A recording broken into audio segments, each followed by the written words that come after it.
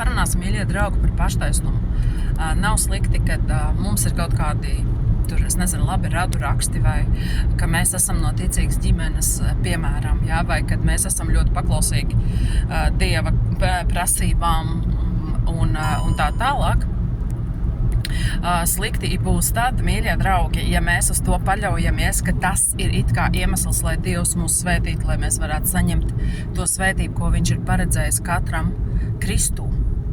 Tātad tā ir milzīga atšķirība. Tā ir tieši tā rakstvieta, kur apostols Pāvils runā par šo te, ko viņš uzskaita, tātad tās lietas, ja, tātad 8. dienā apgraizīts, rakstos mācīts, ja, no bērnības, no bērnu kājas, ja, farizējs no farizējiem un tā tālāk.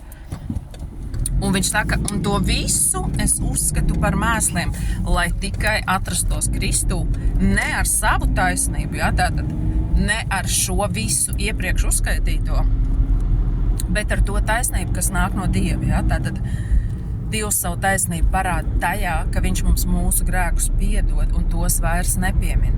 Kādā ziņā taisnība? Jo kāds varētu teikt, kur tur ir taisnība? Tas taču ir netaisnīgi, ka kāds ir grēkojis, bet viņam viņa grēkus piedod. Viņš savu taisnību parāda tajā, ka tas, ko viņš runā, to viņš arī dara. Un viņš ir teicis to caur praviešiem. Jā, tātad vecās derības rakstos mēs redzam, jā, ka viņš ir solījis, ka nāks tāds laiks, ka būs šis žēlstības laiks, kad viņa žēlstība neatkāpsies. Un kad tiks sūtīts Mesija, glābējs visām tautām. Tātad viņš ir savu taisnību, jā, tātad taisnība parādās tajā, ka mēs darām to, ko mēs sakam, mīļie draugi. Un ka viņš to tātad ir piepildījis, jā. Protams, šeit neiedomāsimies, ja, ka kāds saka, es tev nostīšu un es esmu taisns, tāpēc, ka es to arī izdarīju, ja, tātad mums ir veselais saprāts, ja.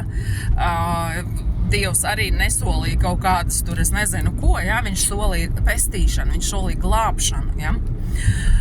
Tāpēc, tad, ja mēs šodien joprojām uzskatām, ka Dieva labvēlība, Dieva svētība mūsu dzīvēs, dziedināšana un tā tālāk kaut kādas lietas, kas mums ir nepieciešams šajā brīdī aktuālas, varam saņemt tāpēc, ka mēs esam paklausīgi, labas meitenes, labi puikas, ja, un tā tālāk, tad mēs ceļam savu namu uz smiltīm, mēs paļaujamies uz paštaisnumu. Un tur, kur ir šis paštaisnums, tur Dieva gars nevar plūst un izdarīt to, ko viņš jau sen tev ir devis Kristū 2000 gadus kā jau, ja?